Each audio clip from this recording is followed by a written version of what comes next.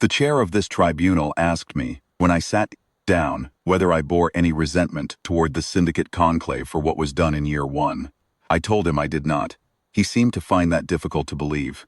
I will try over the next hour to explain why it is entirely true. I was the Earth liaison for Outer Reach exclusion proceedings. That was my formal title.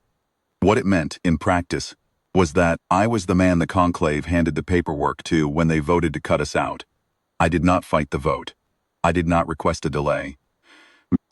In the Conclave's assembly floor, in the seat they had assigned Earth's observer delegation, third tier, left side, behind the support columns where the acoustic baffles are thickest, and I listened to 9 presiding delegates cast their votes in the formal register, one after another, in descending order of seniority.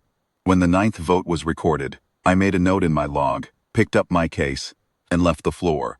The doors sealed behind me at the standard interval. I do not believe anyone watched me go. The vote itself took 11 minutes. The deliberation before it had taken 3 sessions across 4 days. And the conclave had been thorough. They had prepared their justification documents with considerable care. Earth had failed, according to the formal record, comply with 7 transit use provisions over a period of 6 years. Filing irregularities, 2 missed waypoint inspections, 1 unresolved tonnage dispute with a conclave freight affiliate, and 3 instances of what the presiding record called unilateral scheduling, which meant we had routed our vessels through corridors. The conclave preferred to allocate by auction, rather than need. The record was accurate on every point. We had done all of those things. The conclave had been building the case for 2 years before they brought it to session, and they had built it well. What they voted for, specifically, was total transit exclusion, Class 7. It was the conclave's most severe formal designation. Earth was to be stripped of relay access, waypoint docking rights, and corridor allocation across all outer reach transit lanes. Every member civilization would be formally notified. The broadcast would go out on all council frequencies, commercial, diplomatic, military adjacent, within 48 hours of the recorded vote. The presiding chair, a veteran elder, whose headplates had flushed a deep amber throughout the proceedings, had emphasized the broadcast provision twice in the closing session. He wanted it understood that the exclusion was not administrative. It was instructive. Every civilization with a ship in the reach would know that Earth had been removed, and why, and that any entity providing Earth vessels with unofficial transit assistance would be reviewed for affiliate compliance. I thought about that on the transit back. Not about the vote had never been in question, but about the broadcast. They were going to reach every frequency in the reach, every diplomatic channel, every commercial relay, every minor way station with a receiver array pointed at the conclave's signal tower. Some of those stations hadn't received a conclave broadcast in decades. The conclave was going to spend political currency, real currency, the kind that costs favors and goodwill, to make sure everyone knew. I filed my observer's report when I returned to the liaison office, standard format. I noted the vote outcome, the designation, the broadcast provision, and the 48-hour timeline. In the summary field, I wrote, Conclave action noted. Earth response to follow through appropriate channels. Then I transmitted it to the director's office and went to bed. The broadcast went out on schedule. 41 hours after the vote.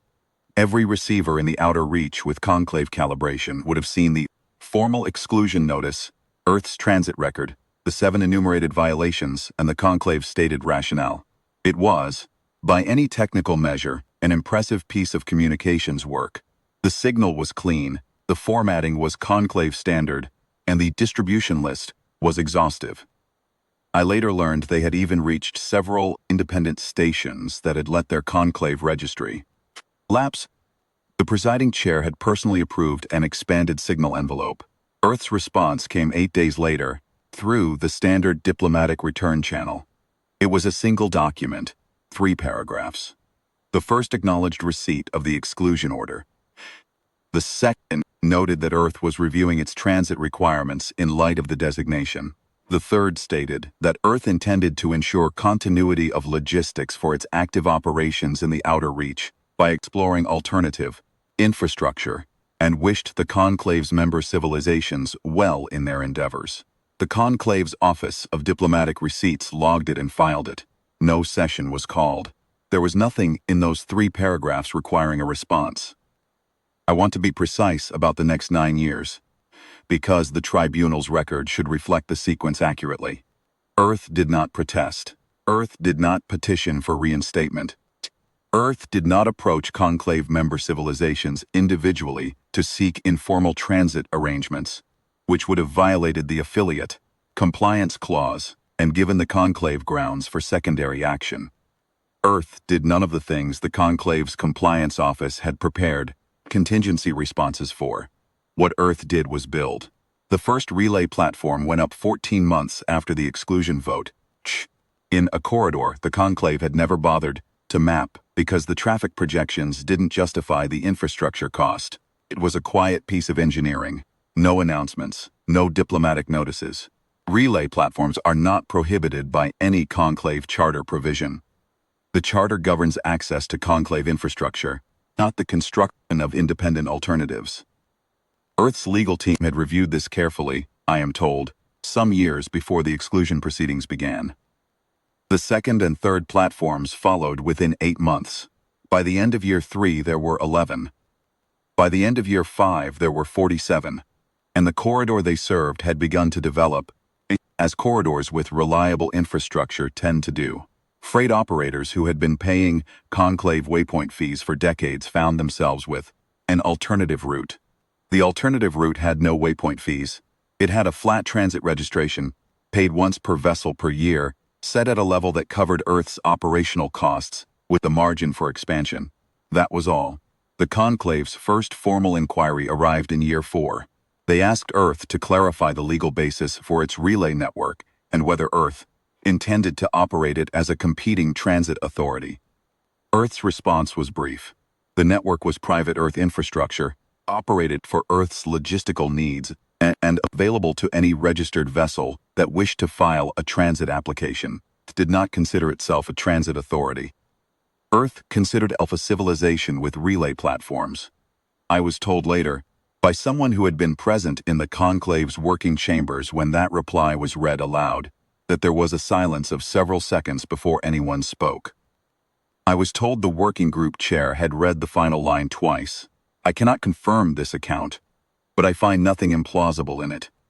The Conclave had spent considerable institutional energy preparing for a protest. They had contingency documents for appeals, for informal lobbying, for quiet requests, routed through sympathetic member bodies. They had no contingency document for the answer they received, because the answer contained no protest, no appeal, and no request. It contained a description of infrastructure and a definition of terms. They convened a working group to review the charter provisions. The working group met for 7 months and concluded that nothing Earth had done violated any enforceable charter clause. This conclusion was not made public. I obtained it later through a records request.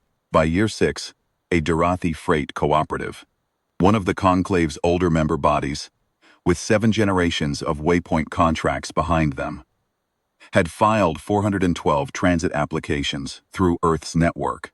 Their operations manager, when asked about it in a trade publication, said that the routing was reliable, the registration fee was straightforward, and the corridor time was comparable.